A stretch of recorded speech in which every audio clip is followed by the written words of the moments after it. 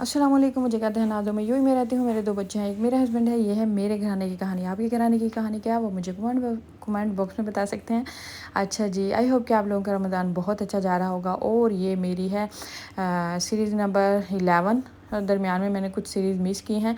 अच्छा जी, ये आज मैं बनाने जा रही हूँ टर्की स्टाइल ईज़ी बनने वाला, सबसे ईज़ी बनने वाला, जल्दी बनने वाला, अफ्तार फटाफट बनने वाला कबाब मैं बना आपके लिए लेके आई हूँ। और यहाँ मैंने लिया है चिकन, साथ में मैंने लहसुन, प्याज और बेसिक मसाले हैं जिसमें मिर्च है, सॉरी चिल्ली है, फ्लेक्स चिली है, साथ में जी है धनिया है, साथ में ज़ीरा है और नमक है, सब्ज़ मिर्चें हैं, लहसुन है, अदरक वगैरह। अब लेकिन ये मैं ब्लेडर लगाना इसके अंदर भूल गई थी, दोबारा मैंने इसके अंदर लगाया है। और ये अब मैं इसको अच्छे तरीके से मिक्स कर लूँगी। अच्छे तरीके से हमने इसको मिक्स कर लेना है कबाब बनाने के लिए, ठीक है। और इसमें लहसुन प्याज है, अगर चाहें तो आप पहले इसको ब्लेंड करें, उसके बाद फिर कीमा डालें, ये ज़्यादा ईजी रहता है।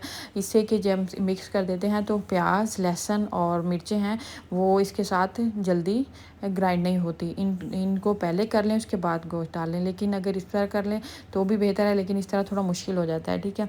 अभी जी मेरा कीमा रेडी हो चुका है और इसको मैं निकाल लूँगी।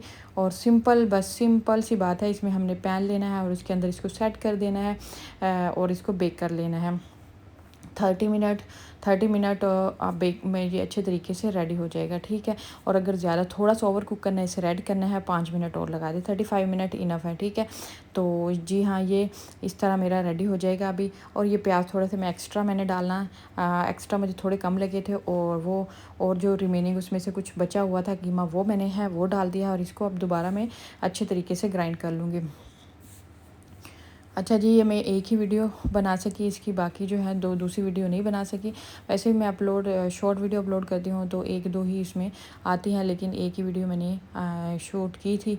और यहाँ मैंने ले लिया बेकिंग ट्रे, इसको अच्छे तरीके से नीचे से ग्रीस कर लेना है। लेकिन ये बेकिंग ट्रे जो है वो मुझे थोड़ी छोटी लगी थी कबाब के लिए, मैंने इसको फिर क्या किया, दूसरी ट्रे में तब्दील किया है।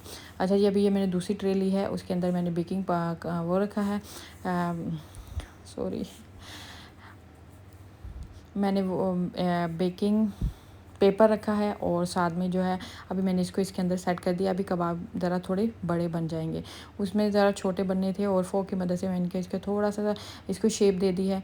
अभी मैं रख दूँगी इसको बेकिंग के लिए और 35 मिनट तक ये रेडी हो जाएगा। ये देखें, ये बहुत ही ज़बरदस्त किस्म के अच्छे जूसी किस्म के रेडी हो चुके हैं। अफ्तार में इंजॉय कीजिएगा और जल्दी बनने वाले हैं। आई होप कि आपको ये मेरी रेसिपी पसंद आएगी। अगर पसंद है तो शेयर कीजिए, लाइक कीजिए। मिलूंगी आपको नेक्स्ट रेसिपी में। बाय बाय, अस्सलाम वालेकुम।